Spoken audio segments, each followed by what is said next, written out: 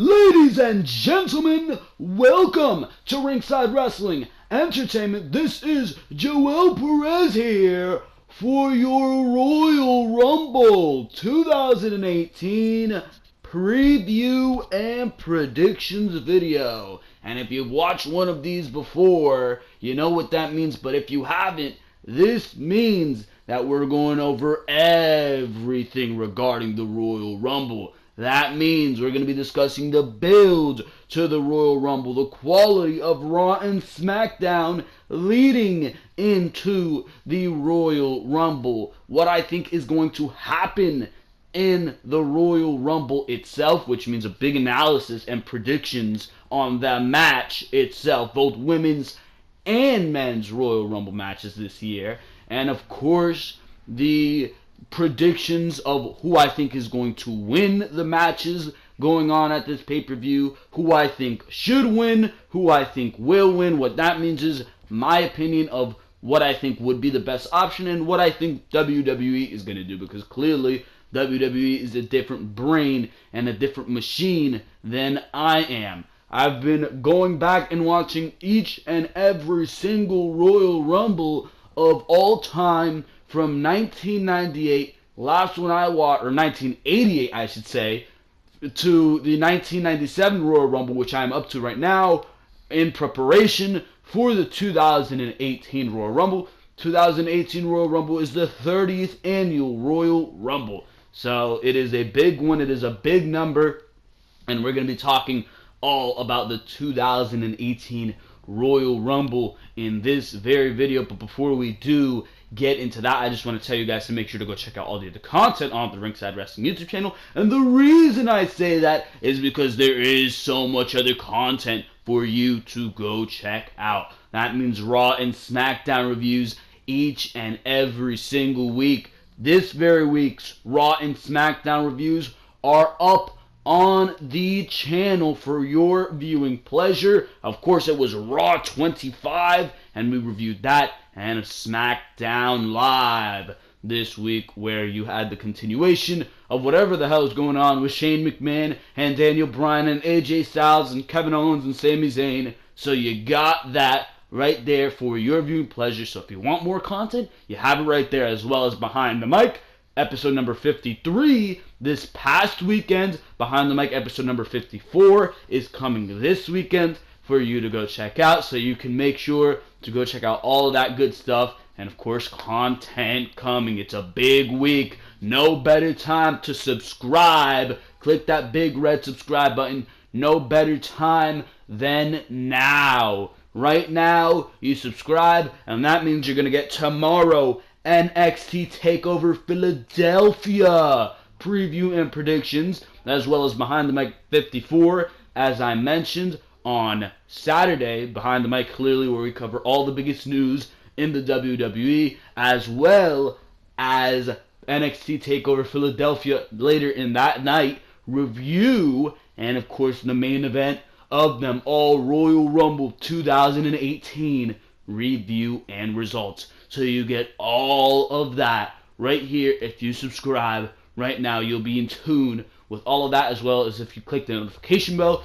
Of course, you'll get notifications straight to your mobile device. I highly recommend that you do that, as well as highly recommending that you click on that like button and you comment what you think about everything going on here on the Ringside Wrestling YouTube channel, as well as what are your predictions for the Royal Rumble match, both women's and men's, as well as who's going to walk out the Universal and WWE Championship match with those titles. So make sure to do all of that good stuff, because for now, we're going to go straight into talking everything regarding the Royal Rumble. And of course, we're actually going to start a little bit differently here today, because we're going to be talking about some news regarding the Royal Rumble. At the time of me filming this, this is actually not news regarding the Royal Rumble, but the news just broke that Vince McMahon is reviving the XFL, and that is coming in 2020.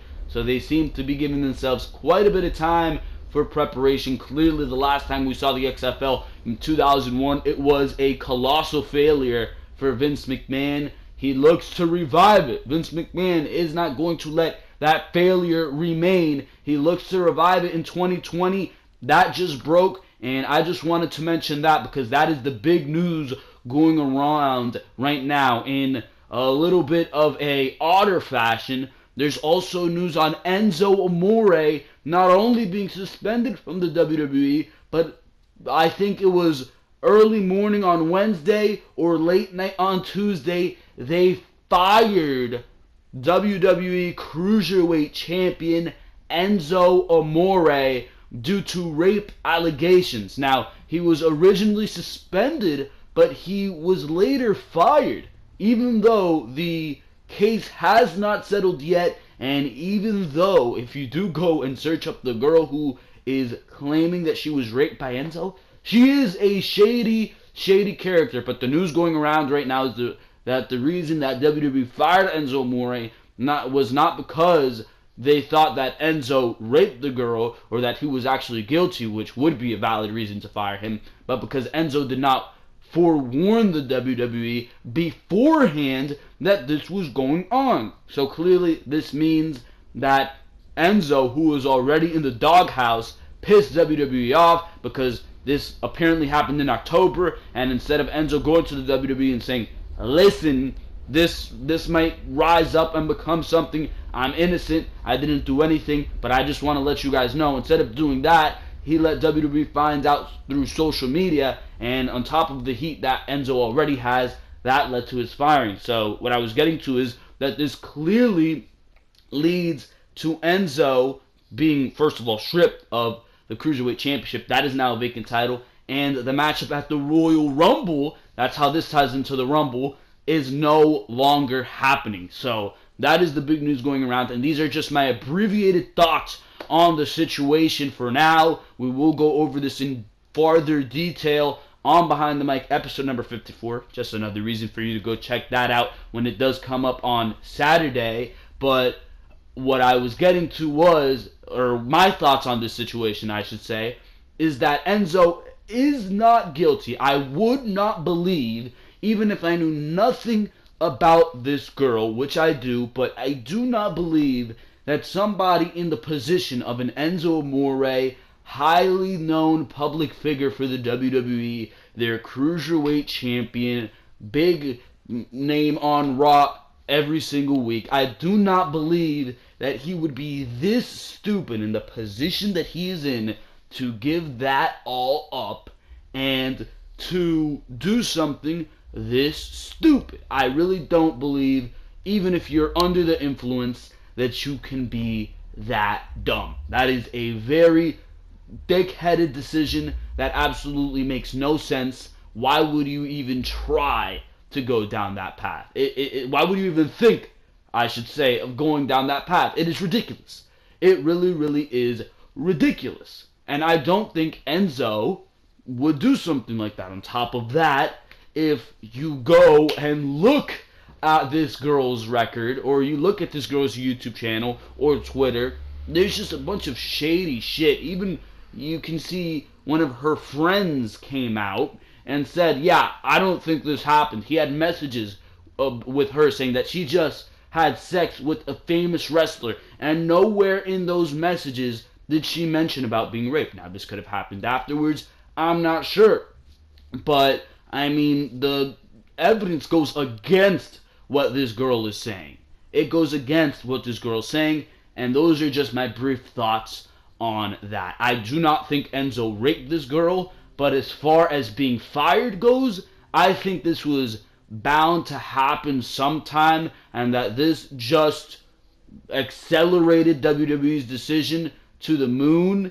I mean, realistically, you look at the position Enzo was in, he was already in the doghouse. You had rumors coming out, or pretty much confirmed stories coming out, about Enzo being kicked off of WWE tour buses for being annoying. WWE and a lot of the members in that locker room did not like Enzo Amore, and that is now being shown, or that was now shown by him being fired from the WWE. So those are my quick thoughts, I should say, on the situation. We will go over this further on Behind the Mic, where we cover all the biggest news in the WWE. So make sure to expect that on Saturday morning to afternoon. For now, let's get into official talks on what is going to go on at the Royal Rumble. And of course, we always start these videos by talking about the quality of Raw and Smackdown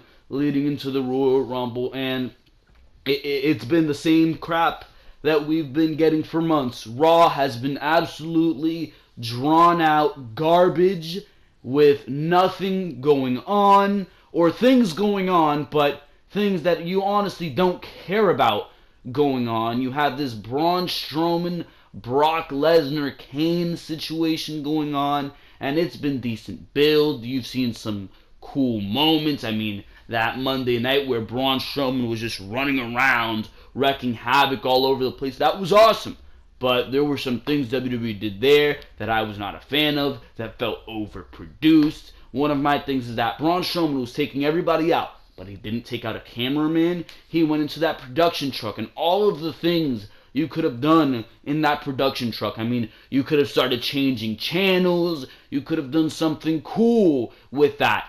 Did absolutely nothing. He knocked over the production truck, or the front part of the production truck, whatever the hell you call it, and they had 30 different camera angles conveniently prepared to film it. It came off as ridiculous. Same thing with what he did the night before, or the week before, on Monday Night Raw. He took down a huge part of the stage onto Braun Strowman, or onto Brock Lesnar and Kane.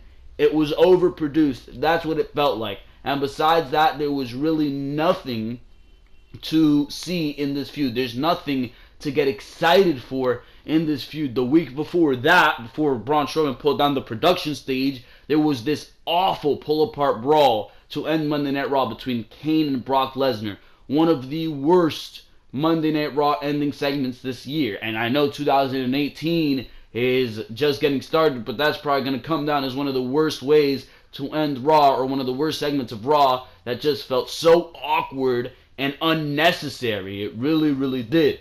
I don't know what was going on there, but there was just a bunch of shit which really, you're just questioning why. Why during this feud? On top of that, this Women's Royal Rumble, I mean, it's been overly produced, forced garbage, forced political agenda garbage, I should say. It's been Women's Revolution this, and history that, and we are doing this for the first time ever over here. That's all I've heard. You literally had these women disregard any storyline that was put in front of them before, as if there was any to begin with, but they disregarded any storyline when this announcement was made by Stephanie McMahon, and they all raised hands in the middle of the ring. You had Nia Jax raising hands with Sasha Banks, who she spent most of 2017 trying to murder in that ring. You had Asuka playing friendly with all these women, Mickie James and Bayley. You had Alicia Fox raising hands with Absolution, who she was literally running away from the week prior. Absolution raising hands with all these women that they were beating the hell out of weeks prior. It made no sense and completely disengaged me from any build that this Royal Rumble would have had. It was clearly from that moment being used to engage you in this political forced agenda that WWE wanted to pursue, and it was literally garbage. It was literally garbage. There's no way I could engage myself in this. And that's exactly what it was. They spent all this time in the weeks leading up to the Royal Rumble in 6-woman tags on Smackdown Live and Monday Night Raw. And you had these women come out and cut these cringy promos on their cell phones, where Ruby Riott on Smackdown Live wasn't even looking at the goddamn camera, for God's sake. And they were in repetitive tag team matches and 6-woman tags forgetting that you're supposed to be building towards a Royal Rumble until the last week, until the go-home show, where Asuka on Raw finally remembered that you have to throw people over the top rope to win, and on SmackDown Live, the women finally started throwing each other over the top. But that's it. How is that supposed to get me excited for anything that I am watching whatsoever? I don't care. And that's the way I felt about that. That is the way I felt about that.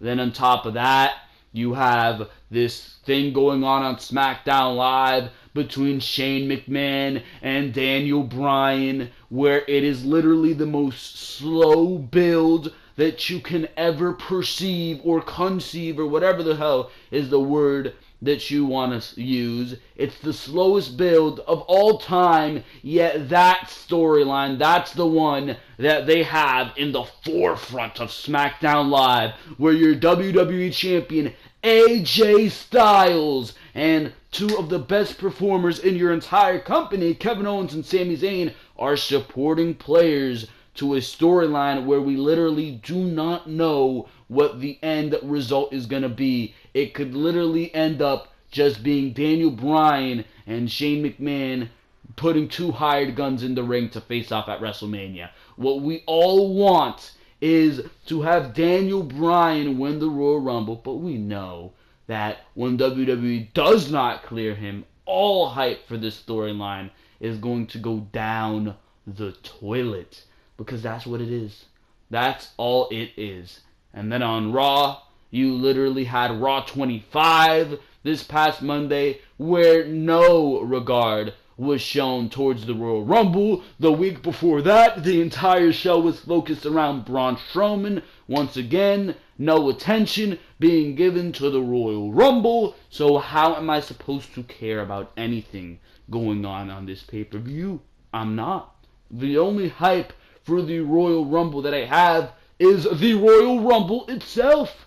The Royal Rumble sells itself. That's the only out that WWE has here. And even then, you should be building towards this. You should. So if you want to ask me about the quality of Raw and SmackDown going into the Royal Rumble, if you want to ask me about how the build has been going into the Royal Rumble, I have a simple answer for you, and that is that it's been simply god-awful. That's all I got to say about that. Raw and SmackDown are just as bad as they've been for the past, or Raw at least, for the past 4 to 5 years. And SmackDown, don't even get me started. In 2016, they were in their heyday, putting on some very good television. Here we are in 2018, and pretty much for the entirety of 2017, and SmackDown Live is putting on some of the worst television imaginable on WWE. It is ridiculous. It is ridiculous. And if you were to propose to me the idea that Vince McMahon is purposefully sabotaging SmackDown Live because that's the way he thinks, and he doesn't want SmackDown Live to outshine the A show that is Monday Night Raw, if that's what you were to tell me, I think I would believe you on that. If I were a betting man, I'd put money on that. I really would, because there's no way SmackDown Live can go to where it was in 2016 so far down the toilet to where we are now. It is ridiculous. For now, ladies and gentlemen, we're going to go straight into what we've seen, or straight into the matches on the Royal Rumble. And I just want to start by saying I'm not sure if there's going to be a matchup between Bobby Roode or Jinder Mahal. If there is, this is going to be a little preview to that. I think WWE shouldn't have given the title. I don't think WWE should have given the tournament away on SmackDown Live. I still think the tournament should have climaxed at the Royal Rumble as it was originally supposed to. WWE got rid of that due to time constraints. Now here we are with the matchup of Enzo Amore versus Cedric Alexander no longer being on the table. So what is WWE going to replace that with? Maybe they'll want to put Bobby Roode and Jinder Mahal back on the Royal Rumble. That's my belief around that. As far as what WWE did with that, I don't think they should have given the title to Bobby Roode, believe it or not. As much as I do not like Jinder Mahal, I believe that the right placement for him was in the United States Championship slot. And having Bobby Roode chase would have made that moment more impactful, as it failed to be on Smackdown Live when it did go down. When Bobby Roode won the United States Championship, as much as I love Bobby Roode, or at least used to love Bobby Roode in NXT, it fell flat because there was no build to it. It just happened. Having Jinder Mahal win it and have Bobby Roode chase to eventually win it at WrestleMania would have felt more impactful. It would have felt like a moment. I got nothing out of what they did there. So, if they decide to have this matchup at the Royal Rumble, I do completely see Jinder Mahal taking the United States Championship, because that's just the way WWE operates, with these hot potato title changes, with these title reigns that literally mean nothing. The amount of title reigns that you have is more in WWE than how long you hold the title, and that is absolutely ridiculous. It is.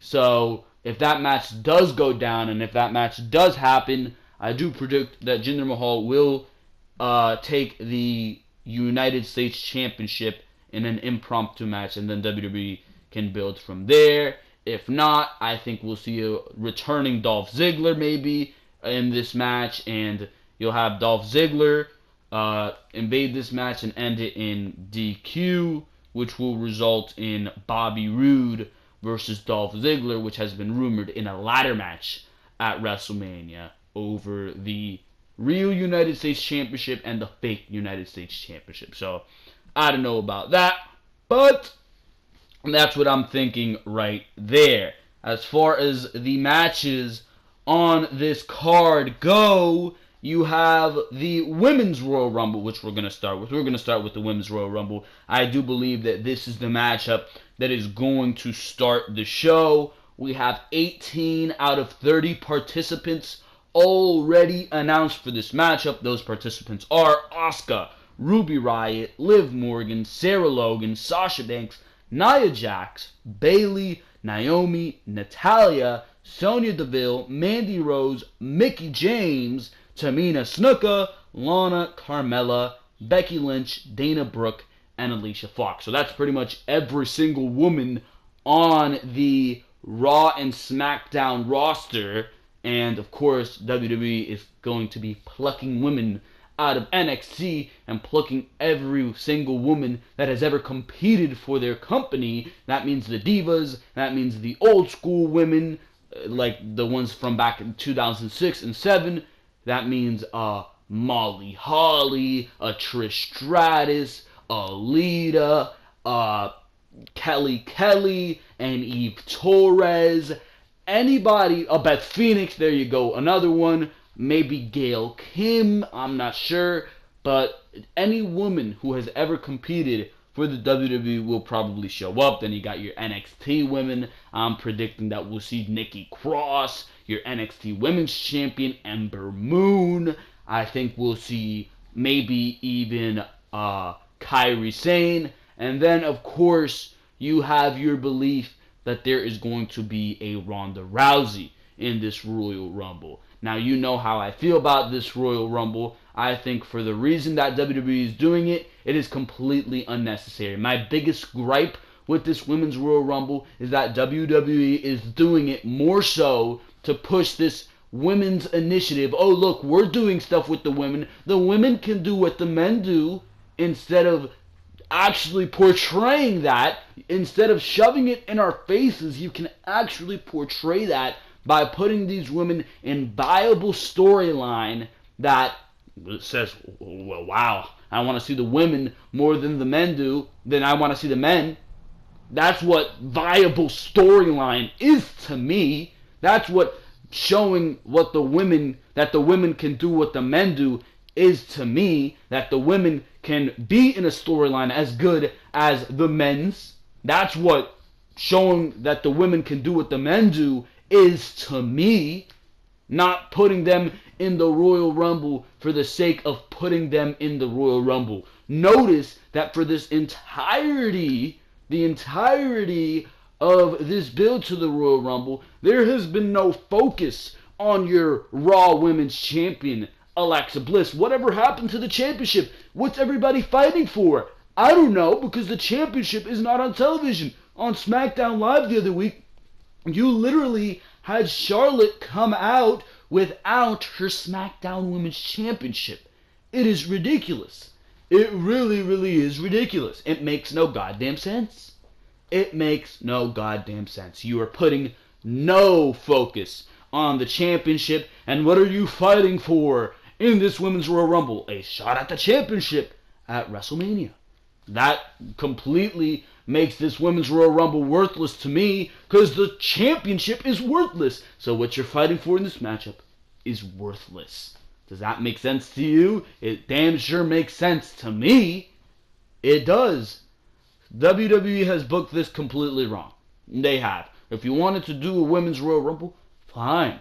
By all means, do a Women's Royal Rumble, but have the Women's Royal Rumble coincide with what you are doing. You see, you go back to NXT and what they were doing with Sasha and Bayley. You go back to what they were doing with Sasha and Bayley were putting on an amazing story at NXT TakeOver Brooklyn. They were the co-main event at NXT TakeOver Brooklyn 1 for that NXT Women's Championship.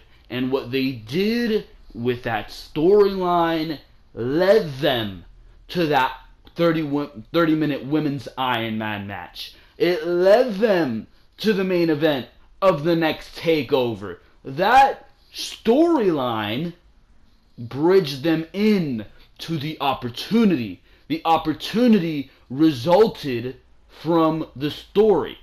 There is nothing here. There is no story here. It is literally, oh, let's do it just to do it. Just to show that we can do it. No. That's not investing to me. It's not investing to anybody. How is it supposed to be? So that's my gripe with that. That is. But the rumor here is that Ronda Rousey is going to come in and win it. There were rumors that Paige was going to win it. Maybe a Becky Lynch. I think there is no point in this Royal Rumble if you're not going to give it to Asuka. If you're going to have Asuka come into this Royal Rumble just to be eliminated and do literally nothing, there's no point in having this Women's Royal Rumble. Asuka is your winner. That's it. That's it. I can see WWE bringing in a Ronda Rousey and having her win the whole thing. I can see WWE giving the whole thing to some winner who really does not matter. That's wrong. That is simply wrong. If you did this Women's Royal Rumble, there is one reason that you did this Royal Rumble, and that is to build up Asuka. That's all I have to say about that. Asuka wins this matchup and goes and faces whoever the Raw Women's Champion is at WrestleMania. If that's going to be Ronda Rousey, then have it be Ronda Rousey. I'd rather have Ronda Rousey come into Monday Night Raw, take that title from Alexa Bliss, and build towards Asuka versus Rousey, rather than having Rousey win this Women's Royal Rumble, where she isn't even one of the women on the active roster right now, and just having her win it for the sake of, wow, Rousey's in the WWE, instead of giving it to Asuka. And by the way, some people are disregarding this, that if Asuka gets eliminated from the Royal Rumble, she is not defeated. No, to me, if Asuka gets eliminated from the Royal Rumble, that's her loss. That is her loss. So I don't know about you, but Asuka needs to win the Royal Rumble. That's all I got to say about that. As far as me invested in this Royal Rumble, I'm not. As far as caring about what's going on in this Royal Rumble, I don't. But as far as having Asuka win it, that's what you need to do. That's all I got to say about that. Asuka wins. If she doesn't, we riot, right? Anyways, we go to the next matchup on the show. And by the way, the Women's Royal Rumble needs to start this show. If it does not start the show, and you literally have the Women's Royal Rumble, then the Men's Royal Rumble, That's going to be absolutely terrible booking. I mean, are you serious? Are you serious? I mean, you're literally going to burn the crowd out having 2 Royal Rumbles in a row. I don't think that's going to fly very well. Don't you think? Because, I mean, wouldn't that be a little bit overwhelming just to stomach an hour of people going over the top rope and then another hour directly after that? No. Have this one go on at the start, so by the time we get to the men's in the main event, all right, I'm ready. I'm ready for this. I want it. If not, there's literally no point to that. There's literally no point, but that is besides the point because we go to the Smackdown Tag Team Championship match. It is the Usos versus Chad Gable and Shelton Benjamin.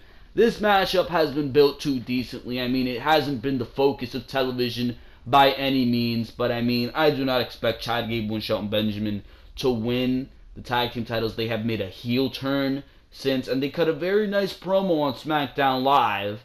It was a 10-minute promo that they were able to cut on the Usos. Clearly had their matchup on SmackDown Live, where it was the Usos, or Shelton Benjamin and Chad Gable, becoming the tag team champions, and they pinned the wrong Uso, so the match was restarted, and the Usos came out the winner, so that is the reason they were able to vie for this championship match, and here they are. I do not think Chad Gable and Shelton Benjamin should win.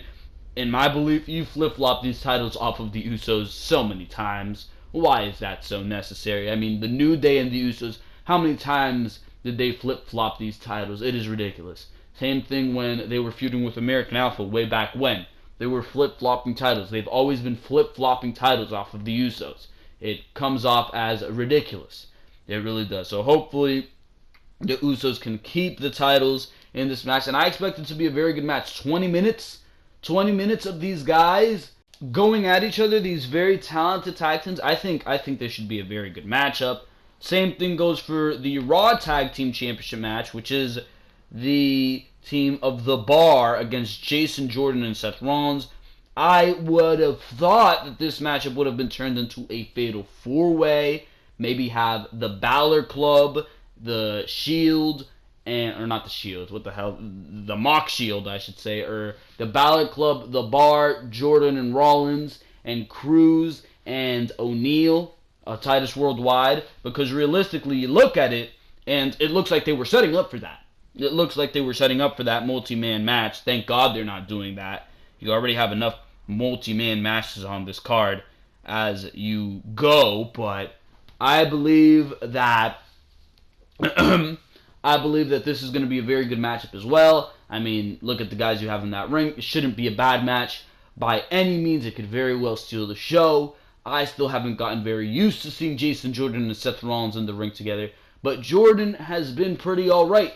He hasn't been getting under my skin as much as he used to, and it seems to be because that's what WWE is trying to do. They're trying to get Jason Jordan under your skin. He feels less like a charisma vacuum and more like somebody who is just a prick in every attempt. So I like that. But as far as what happens here, I'm not even sure, because they love to flip-flop these titles off and onto The Bar, so I'm not sure which direction they're going to go here, but they might play up Jason Jordan and Seth Rollins losing the titles in order to maybe signal a breakup between those two. We're not sure at this point if it's going to be Jason Jordan and Seth Rollins going at it at WrestleMania, which sounds underwhelming, or Seth Rollins and a heel returning Dean Ambrose, who WWE could be overplaying Dean Ambrose's injury, so when he comes back it is a surprise. I do not know which direction they're going to go, but I would rather see Dean Ambrose and Seth Rollins, and maybe this will somehow build towards that, but as far as who wins, I'm leaning towards Jason Jordan and Seth Rollins keeping the tag team titles on this very night. Like I said, I thought more teams would be added to this because the Titus Worldwide team got 2 wins over The Bar, back-to-back on Monday Night Raw. So I don't know what direction they're going with that. They completely disregarded that. The Balor Club got a win over Jason Jordan and Seth Rollins. That was completely disregarded as well. So I don't know which direction they're going to go. I do not know which direction they're going to go, but it seems like they're trying to put some tag teams back into the division. It does, and it seems like this is going to be the final match, hopefully, that we see this matchup. So hopefully Seth Rollins and Jason Jordan do retain so we can get some other teams into the limelight. Maybe Gallows and Anderson against Jason Jordan and Seth Rollins for the tag team titles. I don't know, but I'm tired of seeing the Bar and some combination of a Seth Rollins team go at it. We move to the WWE Championship matchup, and as far as the build goes for this one, it feels absolutely tiresome at this point. Like I've said, it's been the same thing on Raw week after week. These guys have been the supporting players on Smackdown Live, actually. They've been the supporting players to Shane McMahon and Daniel Bryan. They have. They've been supporting players, and that's not what AJ Styles is. That's not what Kevin Owens is, and that's damn sure after the match we saw on SmackDown Live between AJ Styles and Sami Zayn, that's damn sure not what Sami Zayn is. Now, I don't know which direction they're going to go with this as well. They could still go with the direction where Kevin Owens is injured. You saw AJ Styles attacking Kevin Owens' knee, and he was selling a knee injury was Kevin Owens on SmackDown Live. So maybe Kevin Owens is going to be like, oh, I can't compete, and it's going to be just Sami Zayn versus AJ Styles, which uninterrupted, no commercials. Sami Zayn and AJ Styles on Royal Rumble pay-per-view. I'm not complaining. I am damn sure not complaining, and I'm sure nobody else is either. So if that's the case, I do expect AJ Styles completely to retain here. I do still think the plan is to have Shinsuke Nakamura and AJ Styles at WrestleMania, and that's going to lead into what I have to say about the Royal Rumble match right now. But AJ Styles is going to retain his championship here. I do not see them going with the WWE championship. It does not fit into any plans whatsoever. It's just not entertaining or enough. I do think Kevin Owens and Sami Zayn are going to split up, and this could be the start of that. I think this could damn well be the start of Kevin Owens and Sami Zayn split. I do believe they're going to go into a matchup against each other at WrestleMania, and that's possibly where things are going to go. That is possibly where things are going to go here. So I think maybe they will have the handicap gimmick, and it will be Kevin Owens and Sami Zayn, and something is going to happen where they have some type of confusion in the ring, which allows AJ Styles to win, which leads to arguments between Kevin Owens and Sami Zayn, and bada boom shakalaka, it's Zayn versus Owens at WrestleMania. So I do believe AJ Styles will retain. I expect this to be a good matchup, nothing too amazing, but it should be entertaining and fun. As far as the build goes, it's been the same formulaic crap on SmackDown Live. AJ Styles cutting some terrible promos, calling them Cammy. I mean, really? Is that the best you got for AJ Styles? If it was me, this originally would have been AJ Styles versus Randy Orton in a WWE Championship match. I would have much rather seen that, giving AJ Styles some viable competition for that WWE Championship. Randy Orton was screwed at the last SmackDown Live pay-per-view of 2017, Clash of Champions, so I could have seen Shane McMahon rewarding Randy Orton for fighting valiantly at his side, giving him a matchup with AJ Styles, maybe doing something with Kevin Owens and Sami Zayn differently.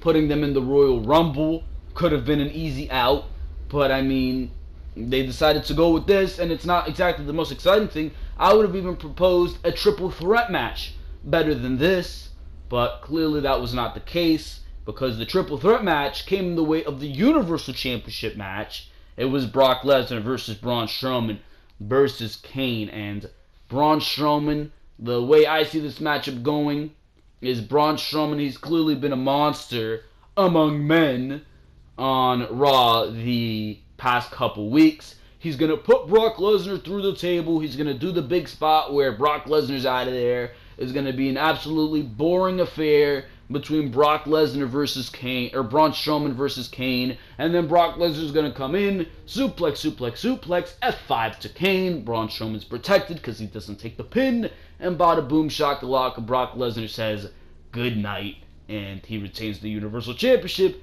and it's Roman Reigns versus Brock Lesnar, dead set till WrestleMania, and everybody's going crazy and crying because nobody wants to see that matchup, right? That's probably what's going to happen here. Hopefully it's not. Hopefully these guys go in there and put on a chaotic brawl between the monsters, right? I mean, the builds, like I said, it's been alright. It's been alright. It has. I mean, you've had Braun Strowman going crazy on Monday Night Raw. You had him just this past week on the Go Home show put Brock Lesnar through the table. Really nothing too exciting. But, I mean, who's really excited for this triple threat match? They've been building this as a monstrous triple threat. All this garbage. Kane has been terrible. Brock Lesnar has been alright at best. He's appeared pretty much on every Monday Night Raw leading to the Royal Rumble. I think he missed one Monday Night Raw, so good for Brock Lesnar on that regard, but it really didn't enhance this build in any way. The limelight of this feud has been Braun Strowman. And you had him getting fired just to be rehired. I mean, realistically, it pays no dividends to what this feud is going to be, pretty much. That's the best I can say about that. So, Braun Strowman, the reason this is a triple threat is to protect Braun Strowman, clearly. Kane will take the pin and maybe fade into obscurity from there, but Braun Strowman will be protected in that regard because he will not take the pinning predicament. So, that's pretty much all I have to say about that. I don't expect it to be a great matchup. I'm not particularly excited about this matchup. I'm not particularly excited for any matchup at the Royal Rumble. Only matchup I am excited for is the Royal Rumble match itself, and that's because the Royal Rumble sells itself. You have 12 participants confirmed for this matchup out of 30. From seeing this list that they laid out here, I can already tell you that it is inaccurate. There are more superstars confirmed, but the ones right now are John Cena, Finn Balor, Randy Orton, Shinsuke Nakamura, Elias, Baron Corbin, Matt Hardy, Bray Wyatt, Aiden English, Rusev, Titus O'Neil, and Apollo Crews. I can already tell you that Ty Dillinger is as well going to be in that matchup. You're going to have The Miz as well in that matchup. Unfortunately, you're going to have Roman Reigns as well, Bobby Roode, Jinder Mahal. All those names are also going to be in the Royal Rumble, as well as some NXT names that I'm predicting. I'm predicting an Aleister Black being in the Royal Rumble, maybe a No Way Jose to pop the crowd, because how are you not going to get hyped after hearing No Way Jose's music? As far as who the two first entrants should be, I'm saying that the two first entrants should be Matt Hardy and Bray Wyatt. Now, I've lost some steam for this feud after what we saw on Raw 25, where Matt Hardy just got beaten in the most anticlimactic way possible by where he just got beaten in the most anticlimactic way by Bray Wyatt. But I think the best way to start the Royal Rumble is have Matt Hardy come out at number 1, Bray Wyatt come out at number 2, and these guys just brawling at each other. That's a great way to do it. That is a great way to do it right there. That is the way I would start the Royal Rumble. Why wouldn't you start it that way? Why wouldn't you? I mean, what better way do you have to start the Royal Rumble than what I just laid out to you? You're going to tease, as far as what your Final Four is going to be, let me just segue into that. What your Final Four is going to be, I say you have it be 4 names who have been rumored to win the Royal Rumble heavily. So that means Shinsuke Nakamura, who should win it. That means you have Roman Reigns, unfortunately. That means you have John Cena, unfortunately. And that means maybe you have a returning Dolph Ziggler, or if not Dolph Ziggler, you have Finn Balor in that scenario, who has been rumored to win the Royal Rumble as well. Or if Batista returns, you can have Batista in that scenario as well. Now, clearly, 3 out of those 4 names shouldn't win. Clearly, there was one winner who should win there, right? And it's Roman Reigns. No, I'm kidding with you. I would not go on that. But let me just go on this rant really quickly. Roman Reigns should not win the Royal Rumble. If WWE is even thinking of having Roman Reigns win the Royal Rumble for a second time in Philadelphia, of all places, you can already kiss any interest in your WrestleMania build goodbye. That sounds absolutely abysmal. One of the most god-awful ideas that I have ever heard in my entire life. Realistically, who would be excited for that? Who would be excited for that? Oh my god, that sounds terrible. Holy shit. I'm just envisioning it right now, and I'm getting chills. But that's possibly the way it's going to go. That is possibly the way it is going to go. I mean, Roman Reigns lost the Intercontinental Championship this past week on Monday Night Raw. Could that be preparation? As there is an ambulance behind me. You see, people are dying at the even hearing of me talking about Roman Reigns winning the Royal Rumble, because that's how terrible this is. People are getting sick at that news. I mean, I'm already feeling a little bit of a cold, because that is terrible. That is just terrible storyline. It really is. This has been the most predictable WrestleMania main event of all time. We all know what's going to happen. We all know Brock Lesnar has been beating everybody with one F5. So when Roman Reigns kicks out of the F5, it's this amazing moment, even though Roman Reigns kicked out of 4 F5s at WrestleMania 31. We all know that WWE has been building Roman Reigns up as Intercontinental Champion, beating everybody, Elias, Cesaro, The Miz, anybody who steps across him, so he can look strong. And now that he lost the Intercontinental Championship, it's free reign, bro. It is free reign. Roman Reigns can come into this Royal Rumble in WWE. Oh, poor guy, he lost. Let's have him win the Royal Rumble. And if WWE goes ahead and does that, they are some of the stupidest people. Anybody who even conceives that as a good idea, turn around, put your pen down on that writing team, and walk away. Walk away. Walk the other direction. I do not want to see you again. And as a matter of fact, you can walk straight into hell, because that is a god-awful idea.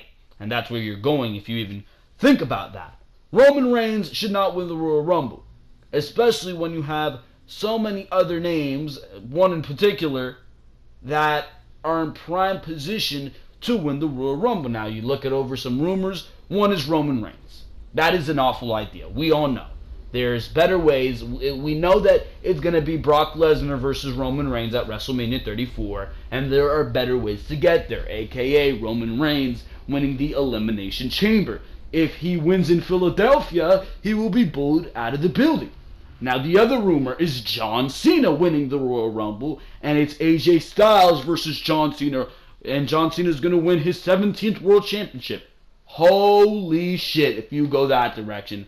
Again, that is a terrible idea. Why the hell would you go in that direction? And I have a feeling it's going to be Roman Reigns and John Cena last. So when John Cena eliminates Roman Reigns, everybody breathes a sigh of relief, saying, at least it's not Roman Reigns, just like they did last year with Randy Orton. Randy Orton isn't particularly the most exciting choice ever for winning the Royal Rumble, but out there we saw, at least it's not Roman Reigns.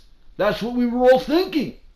And that's exactly what they might do with John Cena. And if that is the direction you go, once again, if you came up with that idea, you can put your pen down on that writing team, get up, walk the other way, and you might as well walk straight into the depths of hell, because nobody will ever want to see you again. That is terrible. That is terrible. Now, another rumor is Finn Balor. You can trade Finn Balor to SmackDown Live or something along those lines, and have him face AJ Styles, reliving the matchup that they had at TLC, which was a grand success. Why not? Why not do that? That sounds like a decent idea. That's not half bad. It's not half bad. Not at all. I mean, you can do that. You can do that. Certainly better than Roman Reigns or John Cena. But again, is one matchup that everybody wants to see. There's one matchup that everybody has their eyes set on. There is.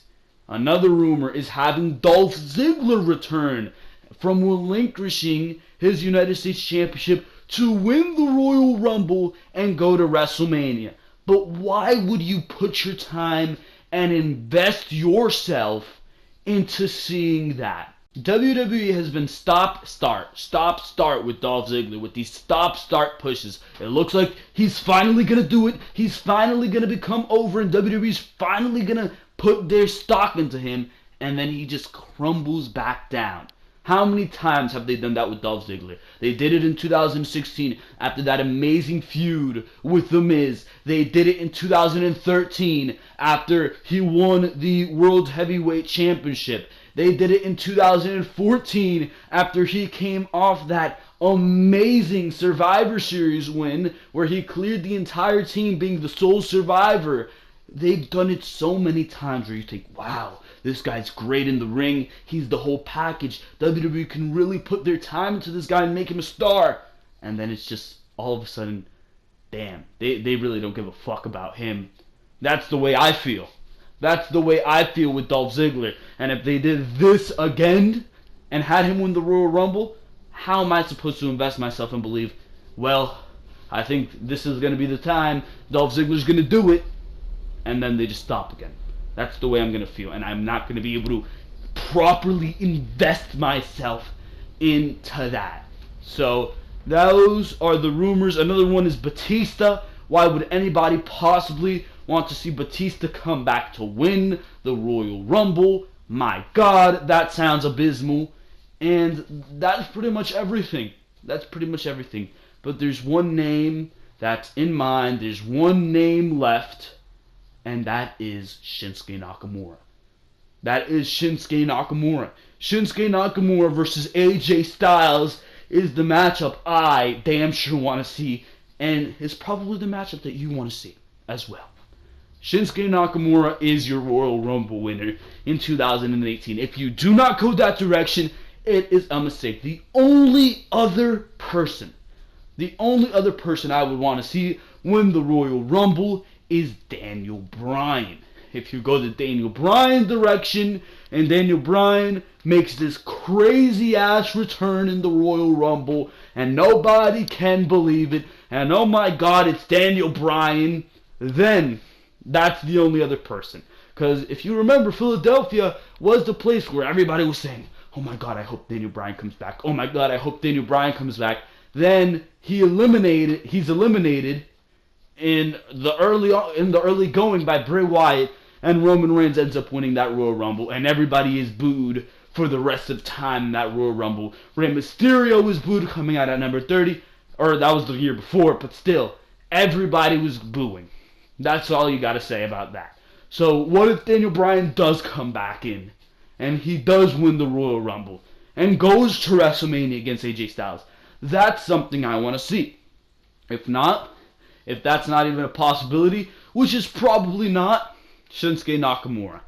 Shinsuke Nakamura is the way to go about it. No doubt about it. There's no other person to win the Royal Rumble. There's a lot of possibilities. There's a lot of things you can do. There's a lot of stretches in there. But the one who's not, the one safe bet, the one thing that you should totally pursue, Shinsuke Nakamura. He's been slighted this entire year. He's been forced to go through garbage in that feud with Jinder Mahal. It's been garbage. It's been terrible. It's been mediocre for Shinsuke Nakamura. And the one way to redeem yourself from that is to have him win the Royal Rumble, go to WrestleMania against AJ Styles, and make it Shinsuke Nakamura as your new WWE champion. That's the only way to go about it, if you ask me. That is the best and the only way to go about it. No John Cena, no Roman Reigns, no Batista, no Dolph Ziggler. I doubt Daniel Bryan, but I damn sure wouldn't be against Daniel Bryan. But if that is just a pipe dream, which it probably is, Shinsuke Nakamura is the way to go. For now, ladies and gentlemen, that's my thoughts on who is going to win the Royal Rumble. Build to the Royal Rumble, there's been none. There has been none. It's literally been guys saying, yeah, I'm in the Royal Rumble. No qualifying matches, no none of that. But pretty much the Royal Rumble hypes itself, and that's what WWE's been going off of. But that's what I think is going to happen. That's all that matters. If you want to have Shinsuke Nakamura come out at number 1 and do the sole survivor thing, fine. I would personally have him come out at number 30 and just eliminate everybody else. Your final 4, like I said, it would be Roman Reigns, it would be John Cena, it would be Shinsuke, and it would be a Finn Balor or a Dolph Ziggler or somebody in there who's been heavily rumored. Just have 4 guys who have been heavily rumored, have me biting my nails, have me at the edge of my seat saying, oh my god, I don't want Roman Reigns to win. Oh my god, Shinsuke Nakamura's still there, he can win. Oh my god, I don't want John Cena to win. I guess Dolph Ziggler can win. Just have me at the edge of my seat like that. That's all I ask of a Royal Rumble. If you want a good Royal Rumble, you gotta provide me some cool moments. Bringing in Bray Wyatt and Matt Hardy as number 1, that's a cool moment. Maybe you'll have the moment where you have Ty Dillinger come out at number 10 again. Maybe you'll debut Aleister Black to the main roster. Those are some cool moments. Give me some cool eliminations.